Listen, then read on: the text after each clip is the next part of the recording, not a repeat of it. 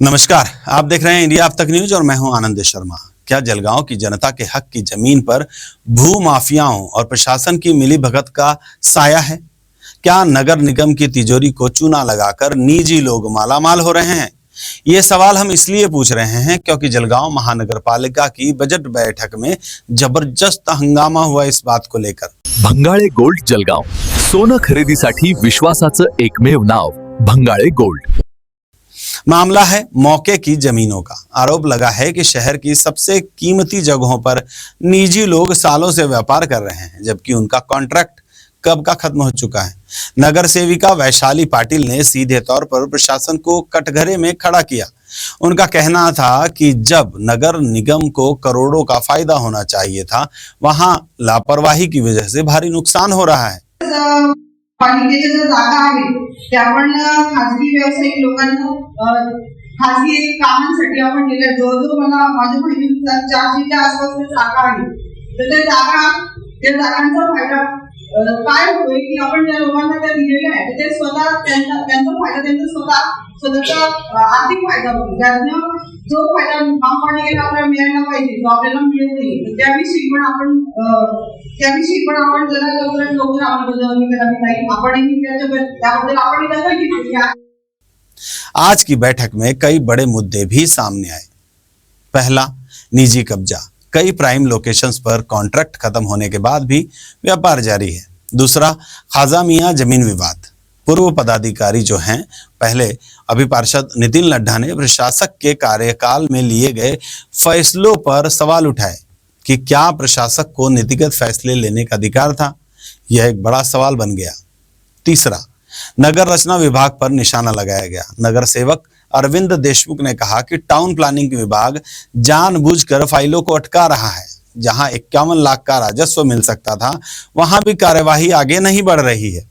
चौथा, 239 करोड़ की वसूली।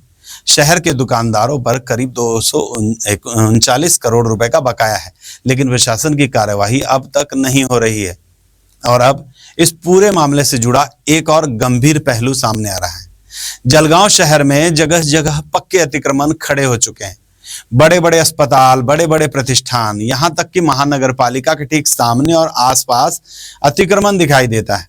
नेहरू चौक से टावर चौक तक हालात ऐसे हैं कि हर तरफ अतिक्रमण है, अतिक्रमण ही नजर आता है, लेकिन वहां कार्यवाही कोई भी दिखाई नहीं देती है। सबसे बड़ा सवाल यह है कि नगर रचना विभाग जब तक अतिक्रमण विभाग को आदेश नहीं देता है, तब तक अतिक्रमण विभाग इन बड़े पक्के का जो अतिक्रमण है उन पर कार्यवाही नहीं कर सकता है। यानी फाइल अटकी तो कार्यवाही भी ठप। इंडिया अब तक न्यूज ने जलगांव के आकाशवाणी चौक पर सड़क पर हुए अतिक्रमण की खबर दिखाई दी। उसके बाद भी कोई कार्यवाही नहीं हुई है। आखिर क्यों? स्थानीय लोगों का कहना है कि अतिक्रमण हटाने के नाम पर अंदर ही अंदर आर्थिक समीकरण चलते हैं। हालांकि इस तरह के आरोप की स्वतंत्र पुष्टि नहीं हो सकी है, लेकिन सवाल उठना लाजमी है कि अगर ऐसा नहीं है तो फिर कार्रवाई क्यों नहीं होती है।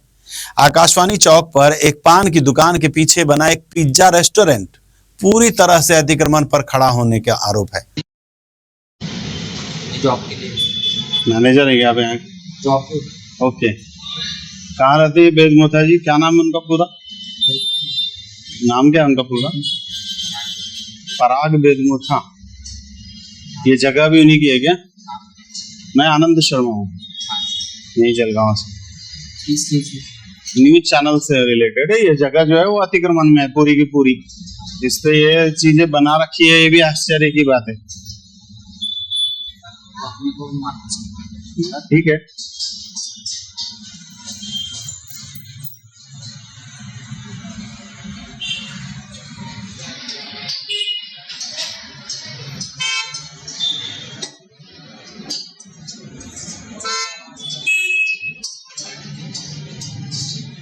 ये वही जगह है जहां पर एसबीआई का एटीएम था और ये खाली जगह थी। एसबीआई का एटीएम यहाँ जो इनका किचन है शायद वहां पर बनाया हुआ है, और ये जगह पूरी अतिक्रमण में है।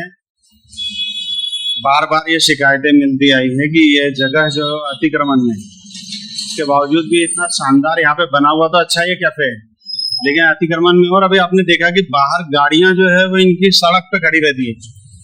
सड़क पर गाड़ी खड़ी होने की वजह से चौराहा है यहाँ आकाशवाणी चौक पर बहुत ज्यादा परेशानियां हो रही है।